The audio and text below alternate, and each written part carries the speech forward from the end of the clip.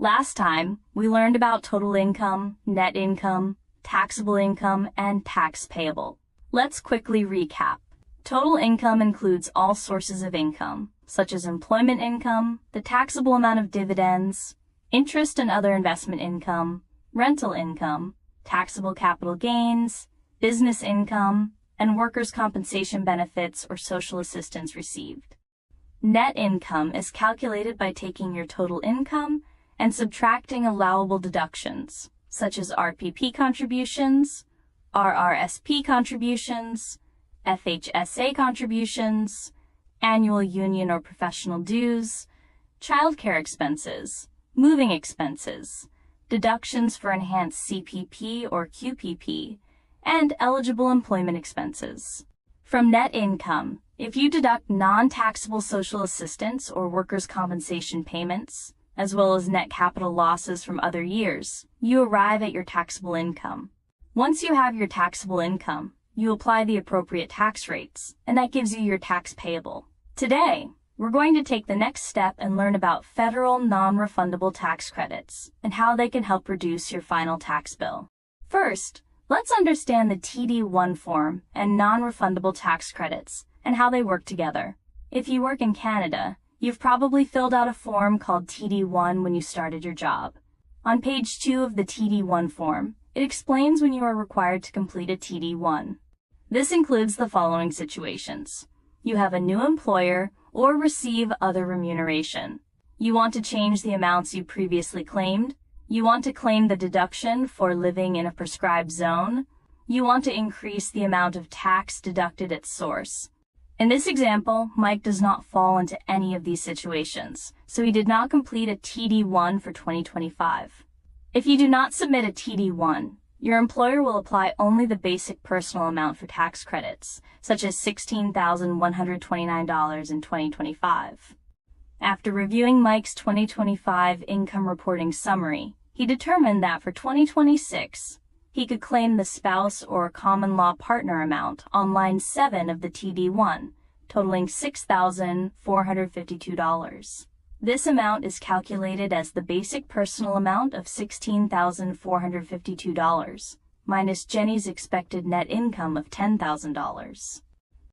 Among the federal non-refundable tax credits, the CPP contributions on employment earnings, employment insurance premiums through employment, and the Canada employment amount have already been taken into account by Mike's employer when calculating payroll tax deductions. These items will be explained in more detail in the next video.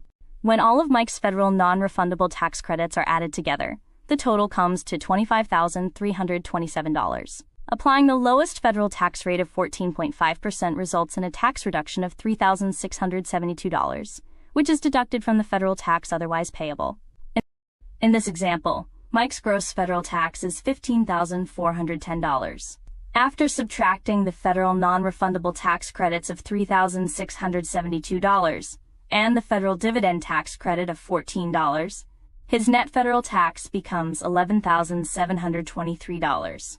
Next, adding Mike's CPP contribution of $96, related to his self-employment income as a YouTuber, along with provincial tax of $4,778, brings his total tax payable to $16,608.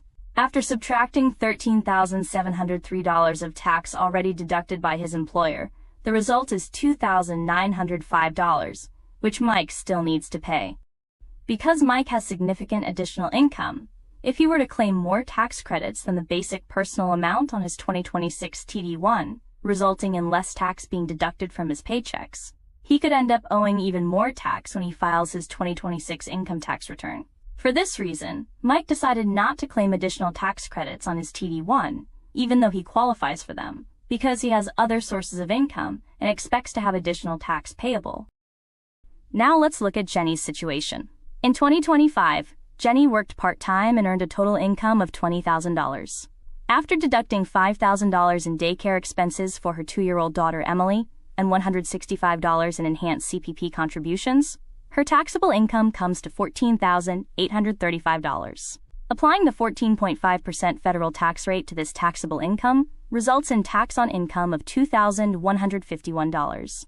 For employees, The default federal non-refundable tax credits generally include the basic personal amount, CPP contributions, employment insurance, EI premiums, and the Canada employment amount. When Jenny's 4 basic credits are added together, they total $18,744. Applying the lowest federal tax rate of 14.5% to this amount results in federal non-refundable tax credits of $2,717. When the tax on income of $2,151 is reduced by the non-refundable tax credits of $2,717, the result is a negative amount. However, non-refundable tax credits reduce the tax you owe, but they do not create a refund on their own. As a result, Jenny's tax payable is zero, and she will only receive a refund of the $163 of tax that was deducted by her employer. After reviewing her 2025 income reporting summary, Jenny determined that for 2026, she could complete a TD1 form to inform her employer not to deduct federal income tax. Jenny went to the CRA website, searched for TD1, downloaded the form, and entered the required information. She then informed her employer not to deduct tax by checking the box that says, "Total income is less than the total claim amount." Now let's look at Steve's situation. I work 2 part-time jobs and still owe more tax. Because neither employer knows about the other job. In Canada, tax is based on your total annual income. Who has 2 part-time jobs? If Steve does not complete a TD1 form, the basic personal amount on line 1 would be claimed twice, once by each employer. To avoid having to pay additional tax when he files his income tax return, Steve must complete a TD1 form for 2026. Like Jenny, Steve goes to the CRA website, downloads the TD1 form, and completes it. On page 2, he checks the box that says, "More than one employer at the same time." He then enters 0 on line 13 and provides the completed TD1 to his other employer. If Steve wants his employer to deduct additional tax from each paycheck, he can enter the amount in the box on page 2 of the TD1 under Additional Tax to be Deducted.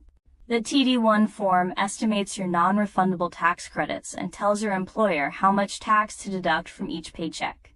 Completing it incorrectly can result in too little tax withheld and tax owing later. Today, we looked at the big picture of how taxes are calculated and learned about the TD1 form, which allows your employer to determine how much tax is deducted from your paycheck. Let's summarize how your final tax amount is calculated, step by step. First, start with your total income. Subtract your tax-deductible amounts, and you get your net income. Next, from net income, subtract non-taxable income and capital losses. This gives you your taxable income.